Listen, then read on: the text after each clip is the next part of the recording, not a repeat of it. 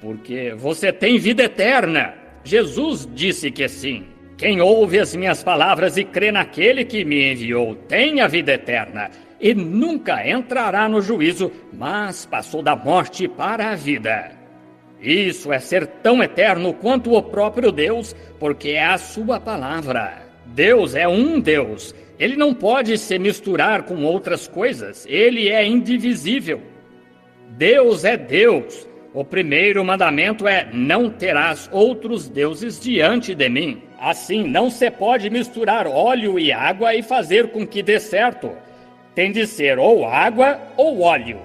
E Deus ainda é o mesmo Deus. Nós temos uma religião que mistura e diz: Deus era, outrora fazia isto, e não o faz hoje. Então estamos tentando colocar óleo e água juntos, porque a Escritura disse, ele é o mesmo ontem, hoje e eternamente. Isto simplesmente não se mistura com incredulidade. Fé não se mistura. Nós temos fé em Deus, é eterna. A incredulidade sempre tem existido desde o Jardim do Éden. Deus sempre tem desejado que seu povo creia nisto. Ele tem desejado que eles tenham confiança e se mostrar entre o seu povo. Deus é Espírito. Em São João, capítulo 15, versículo 1, Jesus disse: eu sou a videira, vós as varas. Agora, a vara e a videira estão ligadas. E Deus sempre tentou conseguir um povo em que ele pudesse habitar de tal modo que pudesse mostrar sua glória entre seu povo. Assim, lemos aqui que Davi clamou e disse: ó Senhor Deus, volta para nós novamente. Nós pecamos e nos afastamos de ti. Tu que habitas entre o altar e o querubim, resplandece novamente, porque ele sabia que outrora ele foi Deus entre eles. E Davi sabia que ele ainda era Deus. As pessoas haviam se separado dele. Deus não resplandecia mais. Não era porque ele não podia resplandecer. Era porque as pessoas excluíram suas misericórdias para com elas pelo pecado delas. Então Davi vai para o nosso texto. Salmos 87. Ele disse: arrancaste uma vinha do Egito e a trouxeste e a plantaste num bom lugar.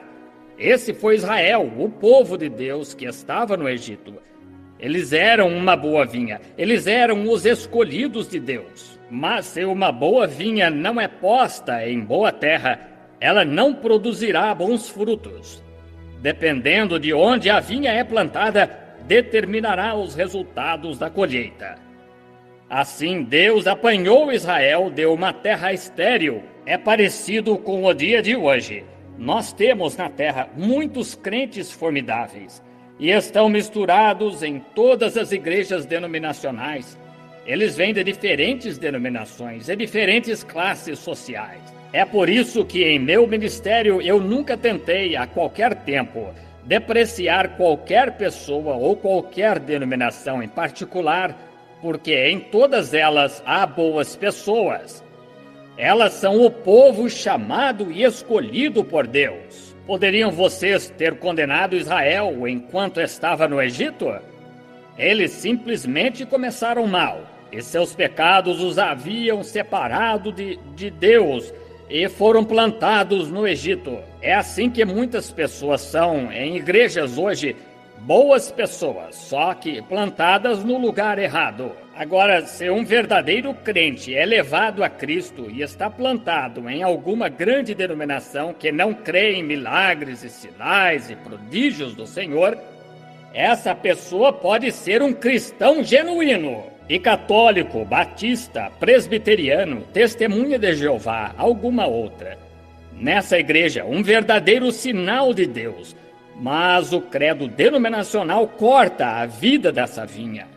Ela não pode dar o seu fruto. E geralmente os frutos que se colhe de uma vinha que está atrofiada ou não em boa terra são frutos ruins. Surgirão como maçãs e serão nodosas e bichadas, tornam-se sujeitas a todos os insetos. Uma vinha boa e saudável nem sequer tem de ser pulverizada. É saudável o suficiente para se livrar de todos os seus inimigos. Assim é com um cristão nascido de novo. Você não tem de estar pulverizando-os o tempo todo e dando-lhes tapinhas nas costas. Eles estão espiritualmente saudáveis o suficiente para se livrarem de todo o escândalo do mundo. Eles estão vivendo do verdadeiro alimento. Uma árvore, às vezes, ou uma planta que tem estado nos lugares desertos e não tem suficiente umidade para sustentá-la, dará pequenos frutos nodosos, e ele não se parece com o fruto que deveria vir de sua vinha. Meu irmão, irmã, é assim que é com as igrejas hoje.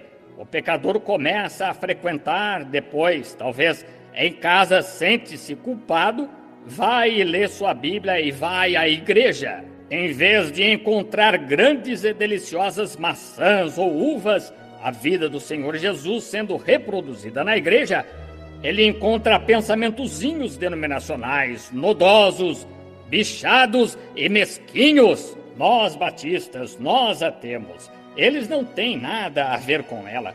Nós metodistas, nós a temos. Os braços de Deus alcançam de mar a mar e de costa a costa.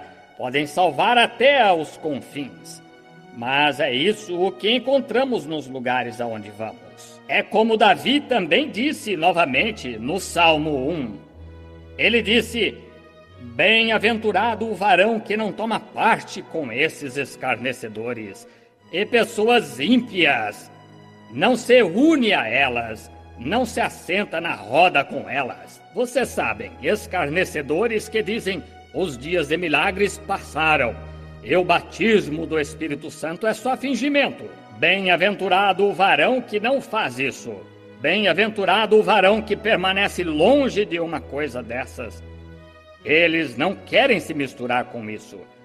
E não se pode misturar essas coisas. Bem-aventurado o varão que não se congrega em uma dessas coisas que negam o poder do Senhor. A Bíblia disse: sai dentre os tais, porque virá o dia em que serão obstinados, orgulhosos, mais amigos dos deleites do que amigos de Deus, tendo aparência de piedade, mas negando a eficácia dela. Desses afasta-te. Bem-aventurado o varão que não se congrega com esses escarnecedores, zombando, chamando a verdadeira igreja de bando de fanáticos. Ele será como a árvore que está plantada junto a ribeiros de água. Deus o colocou em um lugar escolhido. Seu fruto não cairá.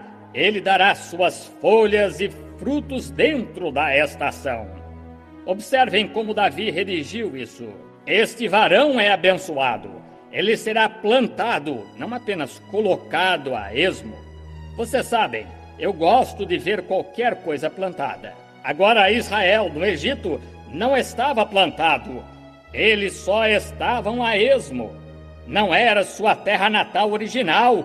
E um homem que é cristão, que repousa seu destino eterno sobre algum credo denominacional, ele não está em seu lugar certo. Ele nasceu para ser livre e um filho de Deus, para adorar a Deus. Mas ele está sob um credo. Ele não pode produzir o seu fruto.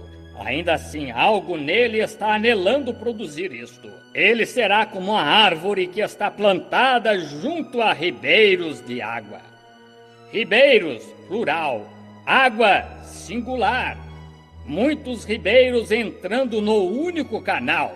Em outras palavras, ele será como um homem na Escritura que crê em toda a palavra de Deus, onde o poder e os 9 dons espirituais podem fluir através de um único Deus para dentro do seu ser mais interior. As pessoas não creem em clamar em voz alta. A questão é que elas não têm alegria espiritual. E as alegrias das águas da vida podem fluir. Esse é, em grande parte, o problema do Tabernáculo Branham.